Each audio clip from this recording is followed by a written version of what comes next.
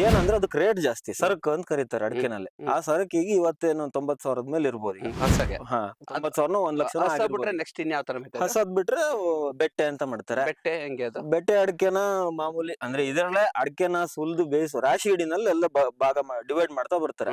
ರಾಶಿ ಹಿಡಿನಲ್ಲಿ ನಿಮ್ಗೆ ಚಿಕಣಿ ಇರುತ್ತೆ, ಸರ್ಕ್ ಇರುತ್ತೆ, ಆ ಸ್ವಲ್ಪ ಸಿಪ್ಪೆ ಹಿಡ್ಕ ಅಂತ ಕರೀತಾರೆ ಅದಿರುತ್ತೆ, ಅವೆಲ್ಲ. ಬೆಟ್ಟೆನಲ್ಲಿ ಸ್ವಲ್ಪ ದೊಡ್ಡ ದೊಡ್ಡ ಅಡಿಕೆ, ಗಟ್ಟಿ ಇರೋಂತ ಅಡಿಕೆ, ಅದನ್ನ ಸಪರೇಟ್ ಮಾಡ್ತಾರೆ, ಅದು ಬೆಟ್ಟೆ. ಇದು ಬೆಟ್ಟೆ ಸರ್ಕುನು ಆಲ್ಮೋಸ್ಟ್ ಸೇಮ್ ಅಂತಾನೆ ಕರೀತಾರೆ ನಮ್ ಭಾಗದಲ್ಲೇ. ನಾವ್ ಇವಾಗೆಲ್ಲ ಏನ್ ಮಾಡ್ತೀವಿ, ರಾಶಿ ಹಿಡಿಗೆ ಕಂಪ್ಲೀಟ್ ಡಿಪೆಂಡ್ ಆಗಿದೀವಿ. ಅಂದ್ರೆ ರಾಶಿ ಹಿಡಿ ಮಾತ್ರ ಮಾಡ್ತೀವಿ, ಡೈರೆಕ್ಟ್ ಆಗಿ ಮಂಡಿಗೆ ತಗೊಂಡು ನೀವೇ ಸೇಲ್ ಹಸಿದಂತ ಕೊಡಲ್ಲ, ಪ್ರೊಸೆಸ್ ಮಾಡೇ ಕೊಡೋದು ನೀವು? ಹಾ, ನಾವು ಮಧ್ಯದಲ್ಲಿ 1 ವರ್ಷ ಎಲ್ಲ ಕೊಟ್ಟಿದ್ವಿ. ನಮ್ಮ ಹಸ, ರಾಶಿ ಹಿಡಿ, ಬೆಟ್ಟೆ, ಆಮೇಲೆ ಗೊರಬ್ಲು. ಅದಾದ್ಮೇಲೆ ಇನ್ನು ಹಣ್ಣಡಿಕೆ ಬಂದಿದ್ದು ಸಿಪ್ಪೆಗೋಟು ಅಥವಾ ಚಾಲಿ ಮಾಡ್ತಾರೆ. ಸಿಪ್ಪೆಗೋಟನ್ ಸುಲ್ದು ಚಾಲಿ ಮಾಡಿ ಒಂದು ಫಾರ್ಮರ್ ಆಗಿದ್ರೆ ಇಷ್ಟು ಅಡಿಕೆ ಎಲ್ಲಿಗೆ ಹೋಗುತ್ತೆ, ಏನ್ ಹೋಗುತ್ತೆ? ನೀವು ಆಕ್ಚುಲಿ ಅಡಿಕೆ ಬೆಳೆಯೋದಲ್ಲ, ಅದ್ರದ್ದು ನೆಕ್ಸ್ಟ್ ಮಾರ್ಕೆಟ್, ಎಂಡ್ ಮಾರ್ಕೆಟ್ ಏನಿದೆ ಅದ್ರ ಬಗ್ಗೆ ತಿಳ್ಕೊಳ್ಳೋಣ ಬನ್ನಿ.